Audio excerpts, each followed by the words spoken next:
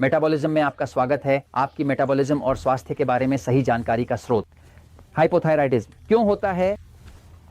आपके बाल गिरा। मैं फ्रैंक सुआरेज हूँ, मोटापे और मेटाबॉलिज्म का विशेषज्ञ। मैं आपको समझाना चाहता हूँ मेटाबॉलिज्म में इसे सभी के लाभ के लिए समझाना पसंद है कि हाइपोथायराइडिज्म हमारे बाल क्यों गिराता है। ये पुरुषों और महिलाओं दोनों की सेहत पर प्रभावित करता है। मनुष्य और स्वास्थ्य में, महिलाओं में मैं एक पल बोर्ड पर जाकर समझाऊंगा। हाइपोथायराइडिज्म और थायराइड समस्याओं की महामारी वास्तव में विशाल है। मेरे बेहतर समझ के अनुसार जो मैंने इन 20 से अधिक वर्षों में मेटाबॉलिज्म के विषय पर काम करते हुए अनुभव किया है, यह है कि लगभग आधी से अधिक जनसंख्या किसी न किसी रूप में हाइपोथायराइडिज्म से भी ग्रस्त है। जब हम हाइपोथायराइडिज्म की बात करते हैं तो मूल रूप से हाइपोथायराइडिज्म के दो प्रकार होते हैं। एक है हाइपोथायराइडिज्म हिपोथायराइडिज्म के बारे में। हिचकी का मतलब है नीचे नीचे। थायराइड का कार्य जैसे कि कम हो गया है नीचे। जो लोग हाइपोथायराइडिज्म से ग्रस्त होते हैं उनके हाथों में ठंड होती है, शरीर ठंडा रहता है, उनके बाल झड़ते हैं, वे उदास रहते हैं, उन्हें कब्ज रहता है, उन्हें संक्रमण हो जाता है, उनकी अपने यौन साथी में रुचि कम हो जाती है, वे अपना वजन कम नहीं कर पाते, उन्हें नींद ठीक से नहीं आती, उन्हें अनिद्रा की समस्या रहती है, वे हमेशा थके हुए रहते हैं, बिना ऊर्जा के। जिस व्यक्ति को हाइपोथायराइडिज्म होता है उसका शरीर और चेहरा गोल होने लगता है, ज्यादा भरा हुआ, जैसे अंदर तरल से भरा हुआ, और वे इस तरह से सूजे हुए दिखते हैं और कभी कभी आंखें थोड़ी धुंधली सी लगती हैं। लेकिन जिस व्यक्ति को हाइपोथायराइडिज्म होता है, मुख्य समस्या जो है हाइपोथायराइडिज्म ऊर्जा से जुड़ी समस्याएं।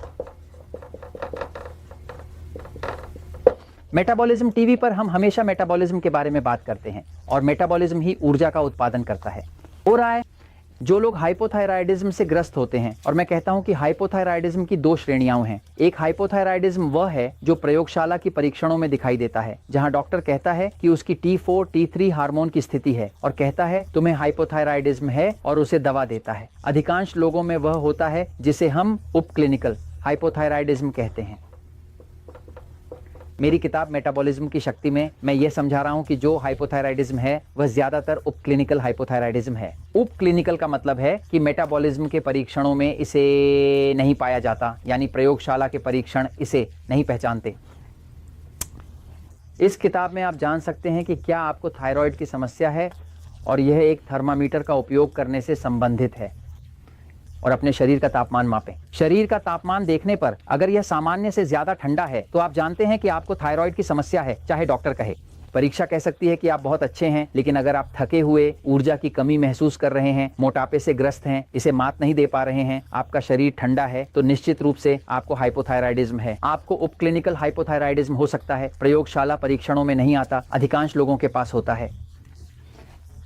चलो एक पल देखते हैं कि थायराइड कैसे काम करता है, ये बाल क्यों गिराता है और क्यों हाइपोथायराइडिज्म की समस्याओं वाले लोगों के बाल गिरते हैं। दुख की बात है कि यह महिलाओं के साथ बहुत होता है। जब वे अपने बालों को संवारती हैं तो उन्हें ब्रश में ढेर सारे बाल मिलते हैं, वे बाथटब में गिरते हैं, हर जगह वे पूरे घर में बाल गिराते रहते हैं। शरीर ऐसा होता है, थायराइड यहाँ है, थायराइड यहाँ है। ये ग्रंथि जो यहाँ है ये शरीर की सारी ऊर्जा को नियंत्रित करती है। ये कैसे नियंत्रित करता है? तो थायराइड ग्रंथि एक हार्मोन का उत्पादन करती है जिसे T4 कहा जाता है। T4 वास्तव में इसे T4 कहा जाता है क्योंकि इसमें 4 आयोडीन के परमाणु होते हैं। इसमें 1, 2, 3, 4, ये 4 आयोडीन के परमाणु हैं जो थायराइड के लिए एक आवश्यक खनिज है, इसलिए इसे T4 कहा जाता है क्योंकि इसमें 4 आयोडीन के परमाणु होते हैं। दरअसल वह हार्मोन T4 को शरीर हार्मोन T3 में बदलता है, एक एंजाइम का उपयोग करते हुए जिसे विशेष रूप से डियोडिनेज कहा जाता है। वह एंजाइम डियोडिनेज 4 आयोडीन के अणु में से एक छोटा टुकड़ा काटता है, 4 आयोडीन के अणु वाली अणु को लेता है और इसे T3 अणु में बदल देता है। यह वास्तव में सक्रिय हार्मोन है और यह नहीं है। यहाँ की यह हार्मोन एक संग्रहण हार्मोन है। जो हार्मोन आपको ऊर्जा देता है वह यह है T3। T3 हार्मोन क्या करता है? खैर, T3 हार्मोन कि शरीर इसे T4 से T3 में बदलता है। इस एंजाइम की मदद से हार्मोन T3 जो नियंत्रित करता है वह ऑक्सीजन का प्रवेश है कोशिकाओं में। जैसे सभी कोशिकाओं को मेटाबॉलिज्म के लिए ऑक्सीजन की आवश्यकता होती है, जैसे सांस लेना, कोशिका सांस लेती है और अपना ऑक्सीजन लेती है। ये हार्मोन ये नियंत्रित करता है कि कितनी ऑक्सीजन और कितनी तेजी से ऑक्सीजन कोशिकाओं के अंदर प्रवेश करता है। कोशिकाओं के अंदर एक हिस्सा होता है जिसे माइटोकॉन्ड्रिया कहा जाता है, जहां मेटाबॉलिज्म होता है। जब यहाँ अच्छी मात्रा में ऑक्सीजन होती है तो ये बहुत सारा एटीपी उत्पन्न करता है। एटीपी का मतलब अंग्रेजी में एडेनोसिन ट्राइफॉस्फेट है, स्पेनिश में ट्राइफॉस्फेट एडेनोसिन। ये शरीर की ऊर्जा है। जब किसी व्यक्ति के सिर पर आमतौर पर बाल होते हैं तो क्या होता है? बालों का गुच्छा, वह बालों का गुच्छा। जॉर्ज, मेरे चित्र पर मत हंसो, जॉर्ज हंसता है, लेकिन ठीक है। बालों के उस गुच्छे की जड़ें होती हैं। जड़ें किससे पोषण लेती हैं? खून। उन जड़ों को केशिकाओं से पोषण मिलता है जो उन्हें पोषक तत्व देती हैं ताकि बाल नामक प्रोटीन बढ़ सके। लेकिन क्या होता है, वह प्रोटीन बिना किसी के नहीं बढ़ सकता। यहाँ जो चयापचय है ये बहुत धीमा है।